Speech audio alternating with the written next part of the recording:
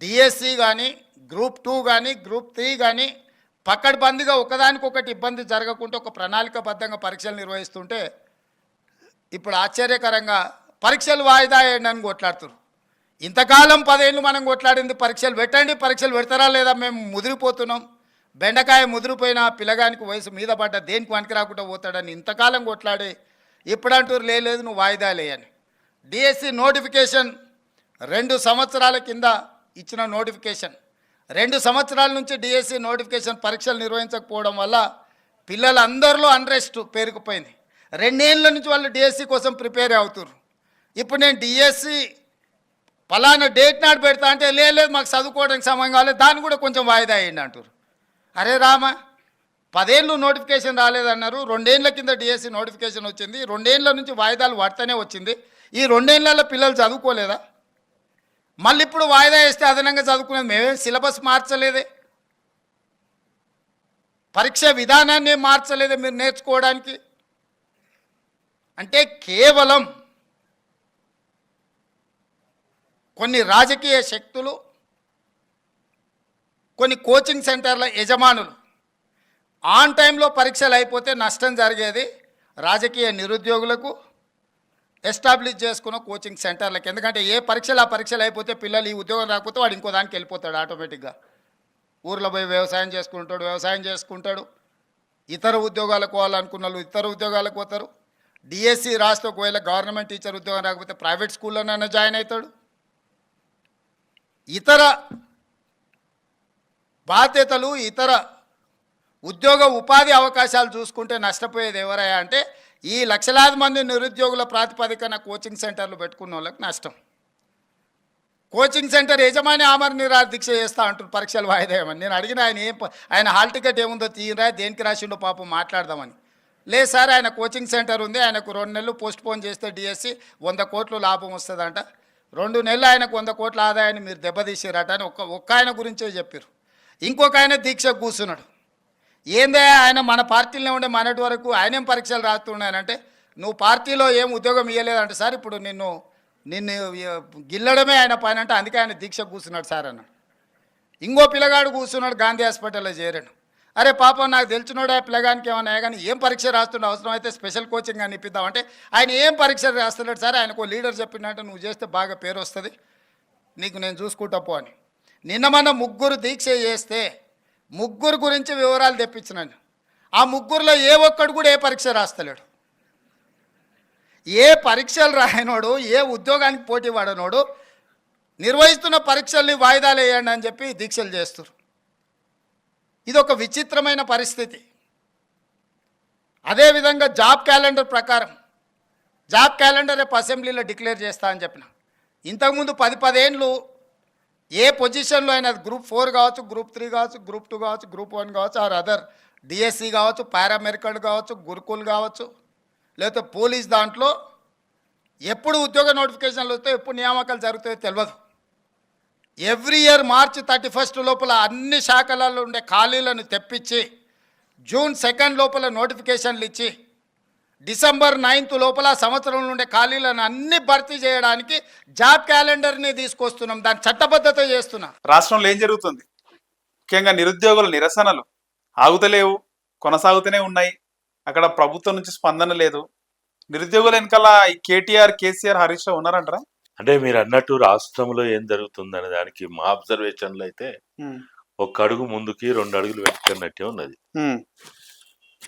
ఏ మార్పునైతే తెలంగాణ సమాజం ఆశించిందో 9.5 సంవత్సరాలు ఏ నిరంకుశ పాలనని, అరాచక పాలనని అనుభవించి మార్పు కోసం తహతహలాడి రాజ్యాంగబద్ధమైన ప్రజాస్వామ్యబద్ధమైన పాలనని అంటే సెక్రటరియట్లో విధి నిర్వహణలో భాగంగా ఉదయం 10 గంటల నుంచి సాయంత్రం 5 గంటల దాకా మా ముఖ్యమంత్రి అనే మా అధినేత మాకు అందుబాటులో ఉంటాడు, మేము కలవగలుగుతాం, మేము మాట్లాడగలుగుతాం, చర్చించగలుగుతాం, మా బాధలు చెప్పుకోగలుగుతాము. ఆ గత ముఖ్యమంత్రి ఫామ్ హౌస్లో అన్నాడు, ప్రగతి భవన్లో అన్నాడు, ఎక్కడనోడో తెలియదు, ఎక్కడ పోయిండో అని పోలీస్ స్టేషన్లో పోయి కంప్లైంట్ చేసుకోవాల్సిన పరిస్థితి వచ్చినటువంటి దశ నుంచి అటువంటి దౌర్భాగ్యమైనటువంటి పరిస్థితి లేకుండా ఒక మార్పుకి సంకేతంగా ఉండాలని తెలంగాణ సమాజం కాంగ్రెస్ పార్టీ పట్టం కట్టింది. అది 100% వాస్తవం.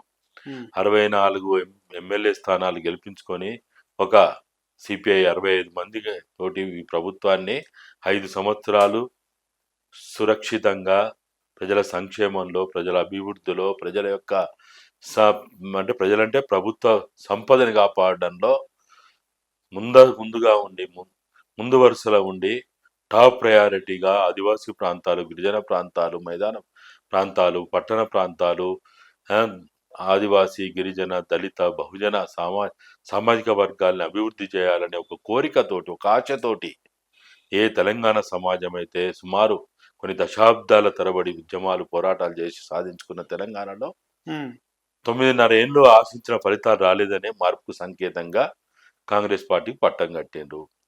ఆ రోజు ఢిల్లీ వాళ్ళు ఒకరిని కాదని వచ్చి ఆ, ఆ జాతీయ అధ్యక్షులు ఖడ్గే గారు కావచ్చు, లేకపోతే ఈరోజు పార్లమెంట్లో ప్రతిపక్ష నేతగా ఉన్న రాహుల్ గాంధీ గారు కావచ్చు, ఆ పార్టీలో రానున్న రోజుల్లో అధినాయకత్వంలోకి రాబోతున్నటువంటి అతి కొద్ది రోజుల్లో వైనాడ్ నుంచి ఎంపీగా తన పరీక్ష చేసుకోబోతున్న ప్రియాంక గాంధీ. ప్రియాంక గాంధీ గారు కావచ్చు, ఇట్లా అనేక మంది అనేక రూపాల్లో ఒక్కొక్కట డిక్లరేషన్లు అయితేంది, లేకపోతే అనేక రకాల వాగ్దానాలు అయితేంది. డిక్లరేషన్ సంబంధించి అడిగినారు, ఆ ఫ్రీ స్కూటీ ఇస్తున్నారు అమ్మాయిలకి. ఆ, ఎవరు అడుగుతలేరు సార్, మర్చిపోయారా? ఎందుకు అడుగుతలేరు? అడుగుతున్నారా? ఈ మీడియా దాన్ని ప్రచారం చేస్తలేదు. ఆ సమాజం అట్లా అడుగుతలేదు. ఎందుకు ఉంటుంది సార్? ఎవరు అడుగుతున్నారు ఆ బహిరంగంగా? సమాజం అడుగుతలేదు. ఉమ్, మీడియా ఏం చేస్తాంది? ఉమ్, మీడియా ఏం చేస్తాంది? భజన చేయడానికి మీడియా ఉన్నది. ఉమ్, మీడియానే కాదు, ఎన్నికల మేనిఫెస్టోలో కానీ, డిక్లరేషన్లో కానీ, గ్యారంటీలో కానీ, ఎన్నికలకు ముందు పాలకులు ఏ హామీలు అయితే ఇచ్చిండ్రో హామీలు నెరవేర్చినప్పుడు జ్యుడిషియరీ ఏం చేస్తాంది? సుమోటోగా కేసులు బుక్ చేయరా? మీడియా ఏం చేస్తాంది? మీరు అందరు కూడా అయితేనేమో అటు భజన, లేకపోతే ఇటు భజన, లేకపోతే ఇంకేదో ఉన్నారు. కానీ మీరు ఎందుకు అడుగుతలేరు? మీరు ఫోర్త్ ఎస్టేట్, మీడియా అనేది ఫోర్త్ ఎస్టేట్. ఉమ్, మీడియా ఎందుకు అడుగుతలేదు? ఓ, మీకు అన్ని అక్రిడేషన్లు కావాలా, మీకు ఇండ్లు కావాలా, మీకు పాసులు కావాలా, మీకు ఆరోగ్య సంక్షేమ పథకాలు కావాలా, మీకేమో మీ హక్కుల కోసం మీరు కొట్టాడతారు. కానీ ప్రజల హక్కుల సంక్షేమం నోరు లేనోళ్ళకి నోరుగా, నోరు లేనోళ్ళ కోసమే ఒక గొంతుగా కావడానికి మీడియా వచ్చింది. లోపలేస్తున్నారు కదా సార్. మీడియా అడిగితే పని పడలేదా? ఆ ఇన్స్పెక్టర్లు అడుగుతున్నారు మీకేం పని లేదా అని చెప్పి, తీసుకుపోయి PS కి తీసుకుపోతున్నారు, ఆ జీప్ లో పడేస్తున్నారు, కొడుతున్నారు, పని పడలేదని అడుగుతున్నారు మీడియా అడిగితే. అంటే మీరు అన్నట్టు ఇప్పుడు ఇంతకుముందు అన్నారు చూడు, ఈ ప్రభుత్వ పాలన ఎట్లుందంటే ఉమ్, సామాన్య ప్రజలకే వాళ్ళ హక్కులు అడిగితేనే దిక్కుదశ లేని పరిస్థితిలో ఉన్నాడు ఒక మీడియా. ఒక అక్రిడేషన్ కలిగి ఒక యూట్యూబ్ ఛానల్, లేకపోతే శాటిలైట్ ఛానల్, లేకపోతే ఒక పత్రిక ఉద్యోగస్తునిగా పనిచేసేటువంటి ఒక జర్నలిస్ట్కే వాడి మెడలో ట్యాగ్ వేసుకొని ఉంటాడు. ఉన్నప్పటికీ వాళ్ళకే రక్షణ లేదంటే ఈ సామాన్య ప్రజలు అడగగలుగుతారా? నువ్వు అడిగితేనే తంతరంటాంటివి, ఉమ్, నువ్వు అడిగితేనే కేసులు అంటాంటివి, ఉమ్, నువ్వు అడిగితేనే జైలు అంటాంటివి. ఆ? ఏ ఏ దిక్కు లేని వాళ్ళకి దిక్కైనట్టు మీడియాకి ఈ పరిస్థితి వస్తే సామాన్య ప్రజలకు ఏ గొంతులతోటి మాట్లాడాలా? ఏ ఏదో ముఖ్యమంత్రి స్వరాలతో? వైఖరి ఎందుకు అట్లా ఉందంటారు? అంతే ఉంటది. పులి శాఖాహారి అవుతుందా? ఉమ్, పాలకుడు ఎవడున్నాక అంతే. రేవంత్ రెడ్డి పులా? లేకపోతే ఉమ్, లేకపోతే ఏమన్నా ఉమ్, పిల్ల ఆయన ఏమన్నా ఉమ్, ఆయనే ప్రకటించుకున్నాడు కదా. ఏమని? నాకు అన్ని తెలుసు, నన్ను మించినోడు లేడు, నాకు ప్రజల గురించి తెలుసు, వాళ్ళ గురించి దేంట్లో తెలుసు. లేడు మించినాడు? ఎవరు? అన్నిట్లలో ఉమ్, నన్ను మించినోడు ఎవరు లేడు అంటాడు. ఉమ్, చూస్తలేమో ఏమని మాట్లాడుతాడు. ఉమ్, రోజు రోజు ఏమి మాట్లాడుతున్నాడు అసలు? మరి కేసీఆర్ ఏమో తాగి మాట్లాడి అనుకున్నాం. కానీ మరి ఈయన తాగుతాడో లేదో నాకు తెలియదు. కానీ ఎందుకంటే ఆయన తాగేటప్పుడు అంటే దగ్గరున్నాం, చూసినాం, పక్కన పడినాం, మంచంలో కేసీఆర్ తాగేటప్పుడు పడినాం, అన్ని చేసినాం కాబట్టి తెలుసు. కాబట్టి ఆయన గురించి నేను కామెంట్ చేయగలుగుతా. మరి నేను ఎప్పుడు ఆయనతో కూర్చోలేదు, తినలేదు, తాగలేదు. కాబట్టి నేనంటే తాగను, కానీ తాగేటప్పుడు కూడా చూడలే. కాబట్టి నాకు తెలియదు, కాబట్టి నేను కామెంట్ చేయలేను. కానీ తాగుబోతాని కంటే, తిరుగుబోతాని కంటే, ఒక రౌడీ కంటే, ఒక గుండా కంటే అంత ఘోరంగా మాట్లాడుతున్నాడంటే ప్రజాస్వామ్యాన్ని అపహాస్యం చేస్తున్నాడు. నిరాహారదీక్షలు చేస్తే నేరమట. ఏ నిరాహారదీక్షల ద్వారా అయితే భారతదేశాన్ని స్వతంత్రాన్ని సాధించుకున్నాం, బ్రిటిష్ వాళ్ళని ఎల్లగొట్టినాం, అహింసా మార్గం, గాంధీ పథకం, గాంధీ మా నాయకుడు అని చెప్పుకోబడినటువంటి, గాంధీ స్థాపించిన పార్టీ అని చెప్పుకోబడుతున్నటువంటి కాంగ్రెస్ పార్టీలో PCC అధ్యక్షుడిగా ఉండి ఆ పార్టీ తరఫున ముఖ్యమంత్రిగా ఉన్నటువంటి నువ్వు నిరాదీక్షల్ని కూడా నిరాదీక్షల్ని కూడా అపహాస్యం చేస్తావా? ఇదేనా నువ్వు ఇలా అమర నిరాదీక్షలు చేస్తున్న అపహాస్యం చేస్తున్నావు అనుకుంటున్నావేమో కానీ నీ పార్టీ స్థాపక కారకులైనటువంటి ఈ దేశానికి స్వాతంత్రం రావడానికి కారకుడైనటువంటి చెప్పుకుంటున్నటువంటి జయంతులు వర్ధంతులు చేసుకుంటున్నటువంటి గాంధీని అవమానపరిచినట్టు ఉమ్, ఆంధ్రప్రదేశ్ అవతరణకు పొట్టి శ్రీరాములు 36 రోజులు అమర నిరాదీక్ష చేసి ఆంధ్రప్రదేశ్ అవతరణ కారకుడైందని చెప్పినావు. మరి అమర నిరాదీక్షల్ని మరొకవేళ నిరాదీక్షల్ని అపహాస్యం చేస్తే ఓ రేవంత్ అన్న ధర్నా చౌక్ పోయి ఇందిరా పార్క్ దగ్గర పోయి ఎందుకు ఉపన్యాసాలు దంచినావు? నిరాదీక్షలు చేసేవాళ్ళకి దండలు ఎందుకు వేసినావు? బోకెలంటే ఎలాగ దండలు ఎందుకు వేసినావు? బొట్లు ఎందుకు పెట్టినావు? జిందాబాద్లు ఎందుకు కొట్టావు? వర్ధిల్లాలు ఎందుకు అన్నావు? అంటే నిరాదీక్షలు చేస్తే నీ దృష్టిలో తప్పే, ప్రశ్నించే తప్పే, నిరసన తెలిపితే తప్పే, వీధుల్లోకి వచ్చి ప్లే కార్డు పట్టుకొని మా హక్కులు కావాలి మా సమస్యలు పరిష్కరించండి అని మాట్లాడితే తప్పే. అంటే నీకేంది? ఒక్క రేవంత్ రెడ్డి జిందాబాద్ అంటేనే వాడు మంచోడా? నీ మోచి నీళ్ళు తాగి నీకు భజన చేస్తే మంచోడా? నిన్నెవడు ప్రశ్నించొద్దా? నీ దగ్గర ఎవరు వచ్చి మాట్లాడొద్దా? మేము అందరం మీ జీతగాలి అనుకుంటున్నావా? నీ పాలగాలి అనుకుంటున్నావా? నీ మోచేతి నీళ్ళు తాగటోడు అనుకుంటున్నావా? నువ్వు ఇచ్చే పదవుల ఆశతోటి నీ దగ్గర నీ పాదాలు మొక్కుకుంటూ నీ ఇండ్ల చుట్టూ తిరిగేటోళ్ళు అనుకుంటున్నావా? ఏమనుకుంటున్నారు మీరు ప్రజలంటే? మీరే చెప్పిండ్రు ఎల్బీ స్టేడియంలో ప్రమాణ స్వీకారం రోజున మేము ప్రజలకు సేవకులం అని చెప్పిండ్రు. ప్రజలకు సేవకులు అంటే అర్థం ఏంటిది? ఒక ముఖ్యమంత్రి విధి నిర్వహణలో భాగంగా ఉదయం 10 గంటల నుంచి సాయంత్రం 5 గంటల దాకా పని ఉన్నా లేకున్నా సెక్రటరీలో కూర్చోవాలి. నువ్వు ప్రజల జీతగాడివి, ప్రజలు ఏర్పాటు చేసుకున్న జీతగాడి నువ్వు. నీ నీ నీ కుర్చీ ఎక్కడుంది? నీ డ్యూటీ ఎక్కడుంది? నీ కార్యాలయం ఎక్కడుంది? మీరు తాగే నీటి బిందువులు కూడా మా చెమట చుక్కలు గుర్తుపెట్టుకోండి.